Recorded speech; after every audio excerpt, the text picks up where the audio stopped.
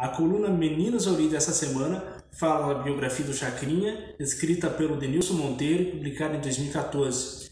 Eu adquiri esse volume em novembro de 2021, num sebo de Salvador. Acabei lendo ele somente em setembro deste ano e me surpreendi. José Abelardo Barbosa de Medeiros nasceu em 30 de setembro de 1917, em Surubim, Pernambuco. Entre 36 e 37, cursou medicina no Recife, mas deixou a faculdade para se dedicar ao rádio. A primeira experiência surge na Rádio Clube do Recife, que ele deixa de lado para tentar a vida como percussionista de um grupo musical que animaria um cruzeiro em direção à Europa. Só que o ano era 1939, o mundo enfrentava a Segunda Guerra Mundial e então o navio em meia viagem precisou retornar para a costa brasileira. O Abelardo, em vez de retornar para o Recife, decidiu partir para o Rio de Janeiro e era então capital do país que resolve apostar de vez no rádio. Chacrinha nunca teve uma voz possante, uma voz de locutor, que até bem pouco tempo atrás era um requisito indispensável para se trabalhar nesse veículo de comunicação. Mas promovendo um programa alegre, com verdadeiras badernas, Abelardo consegue conquistar a preferência do público. A origem do apelido Chacrinha é dos anos 40. Nessa época, ele trabalhava numa emissora, a Rádio Tamoio, que ficava localizada numa pequena chácara do Rio de Janeiro. Ele então batiza o seu programa como Reimomo do Chacrinha. Reimomo em referência a um símbolo do carnaval, do qual o Abelardo Barbosa era um dos maiores divulgadores, e Chacrinha em referência à emissora em que trabalhava. Com o tempo, o termo virou apelido, que com ainda mais passar de tempo foi incorporado ao próprio nome. Era reconhecido como Abelardo Chacrinha Barbosa.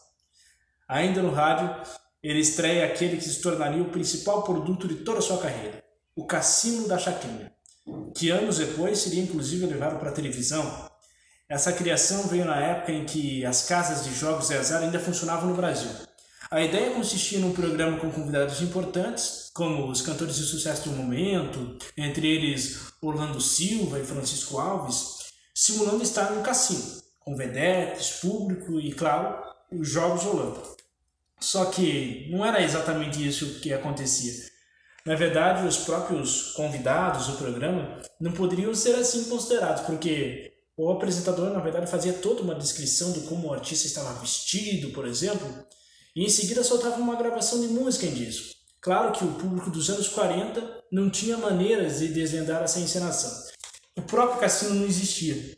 A Rádio Tamoio tinha uma estrutura tão pequena e tão modesta, como eu já disse, ela se localizava numa chácara, que o Abelardo apresentava o programa só de cuecas, porque fazia muito calor no estúdio e a emissora não tinha sequer um ventilador.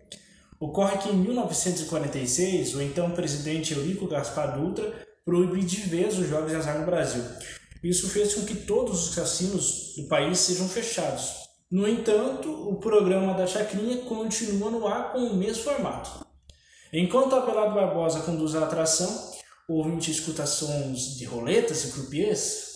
Então, um delegado do Rio de Janeiro, motivado pela reclamação de um jornal da época, resolve ir até o local do cassino da Chacrinha para fazer valer a lei e fechar a última das casas de jogos de azar. Chegando lá, se depara com Abelardo Barbosa apenas de cueca, em companhia somente de um sonoplasta, numa sala acanhada em que, através de batidas de paus e panelas, são simulados sons de roletas e croupiers. Após passar por mais algumas emissoras de rádio, Chacrinha chega à televisão em 1956, na Tupi.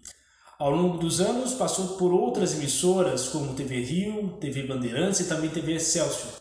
Na TV Globo ele teve duas passagens, primeiro de 67 até 73, depois de 82 até o ano de sua morte, 1988. Chacrinha era um obcecado por números de audiência, e para assegurar a liderança de suas atrações ele era disposto aos maiores absurdos. Em 71, por exemplo, transformou o estúdio num verdadeiro terreiro de Umbanda. Cacilda de Assis, uma mulher que supostamente recebia uma entidade chamada Seu Sete da Lira.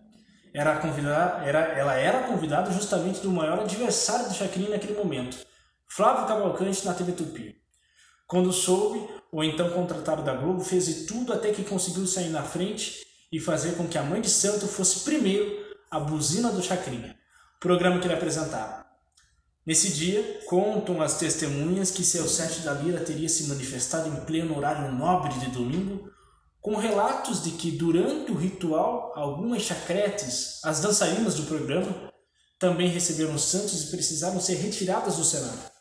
Mais curioso do que isso é o boato nunca confirmado, mas de que a própria primeira dama do país, Dona Cília Médici, assistiu ao programa naquele momento e teria de casa recebido uma entidade.